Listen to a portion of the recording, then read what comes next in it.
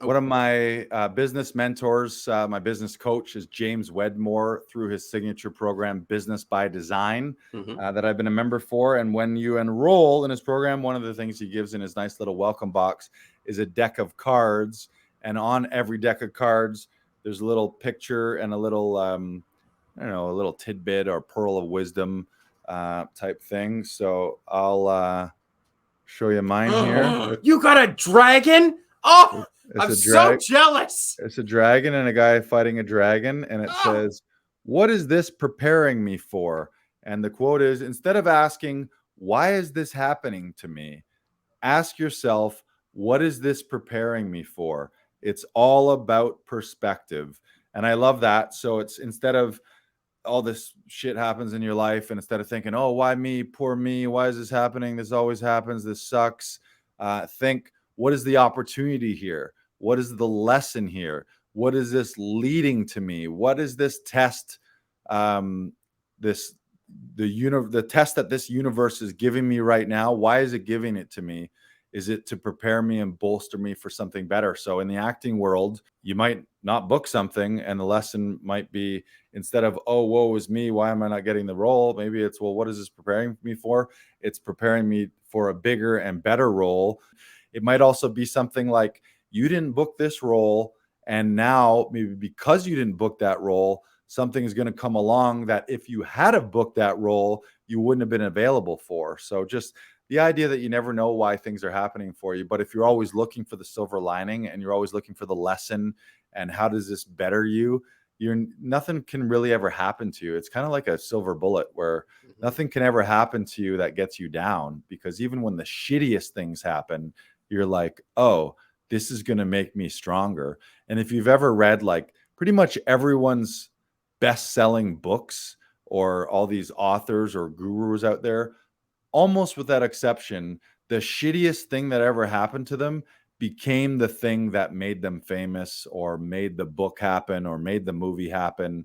It's like everyone's low point ends up being, when they look back in their life, "Oh, thank God this happened to me, because that's the day my entire life changed and forced me to up level, forced me to learn, forced me to grow, forced me to throw that old life away and go chase this new life."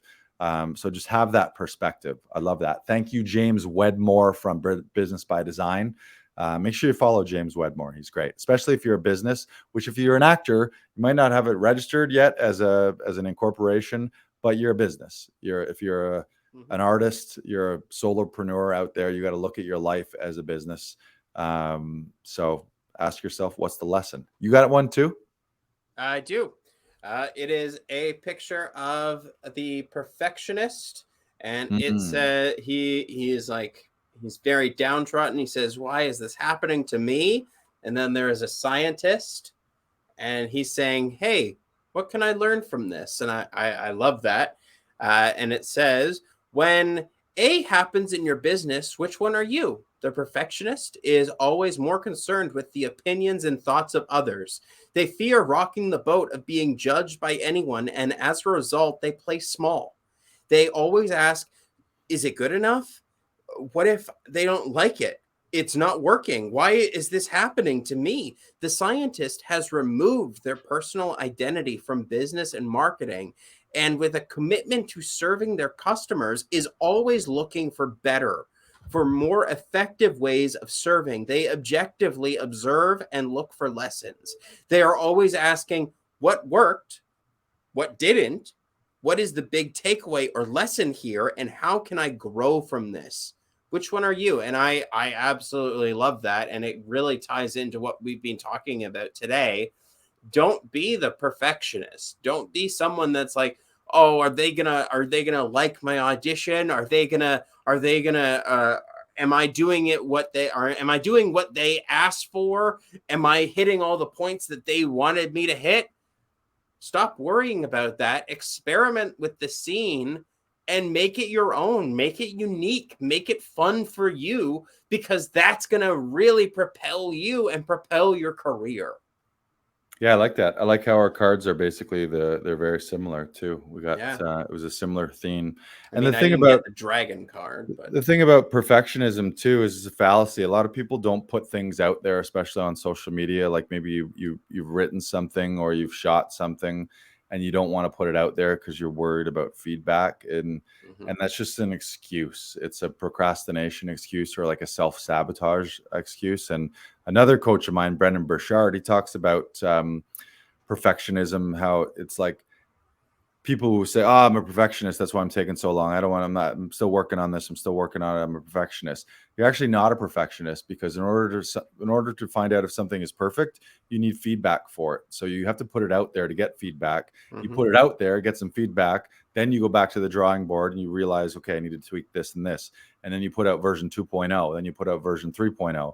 That's why, like every software company, they put out a beta version, and then they have version 1.0, and then they have version 2.0, and they continually improve it. That's perfectionism. yeah. Perfectionism isn't not doing anything and not putting anything out there until it's perfect, because you don't know if it's perfect until you're getting real world and real market feedback. So as an artist, that can apply to, like, yeah, you want to be putting yourself out there and taking swings. You got to watch that a little bit with auditions. You don't want to audition if you haven't taken classes and you don't have some understanding of the craft. You don't want to audition too early because you might burn a bridge or two. But if you're going to err on one side or the other, I would err on being audacious, not on being the perfectionist.